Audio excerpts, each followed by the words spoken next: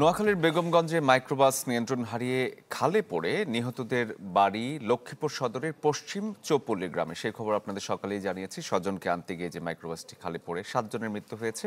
এই মুহূর্তে সেখানে রয়েছেন আমাদের সহকর্মী সুমন ভৌমিক, তিনি আমাদের সাথে সরাসরি যুক্ত হয়েছেন।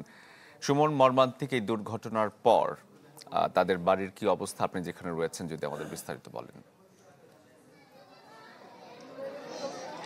শরীফ, নিশ্চয়ই বিষয়টি আপনি দেখছেন যে নোয়াখালীর বেগমগঞ্জে মূলত ঘটনাটি ঘটেছে। আর এটা যারা নিহত হয়েছেন তাদের প্রত্যেকের বাড়ি হচ্ছে লক্ষ্মীপুরে, এটি পশ্চিম চৌপল্লী ধরে। আমরা কিছুক্ষণ আগে এখানে এসে যেটি দেখলাম একেবারে হৃদয় বিদারক ঘটনা। এখানকার যারা স্থানীয় আশপাশের মানুষ রয়েছেন তারা প্রত্যেকে এসেছেন শোকাহত পরিবারের পাশে দাঁড়ানোর জন্য, তাদেরকে সান্ত্বনা দেওয়ার চেষ্টা করছেন।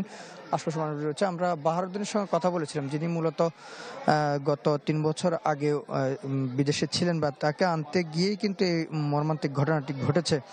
তার বাবা গিয়েছেন, শ্বশুর, স্ত্রী এবং দুই ভাইয়ের স্ত্রী, নানি সহ প্রায় ড্রাইভার সহ মোট 12 জন ছিল সেই মাইক্রোটিতে নিয়ন্ত্রণ হারিয়ে মূলত খালে পড়ে যায়। সেখানে 3 জন শিশু এবং 4 জন নারী মারা গিয়েছেন। এর মধ্যে বাহারের স্ত্রী এবং তার একটি কন্যা সন্তান রয়েছে। তার 2 ভাই, স্ত্রী এবং 2টি সন্তান রয়েছে। তার মা রয়েছেন, একই সঙ্গে নানি রয়েছেন বাহারের। তবে পুরুষরা প্রত্যেকে এবং একজন নারী বেঁচে আসতে পেরেছেন, আর হচ্ছে পুরুষ বেঁচেছেন 4 জন। সব মিলিয়ে মোট 7 জন মারা গিয়েছে।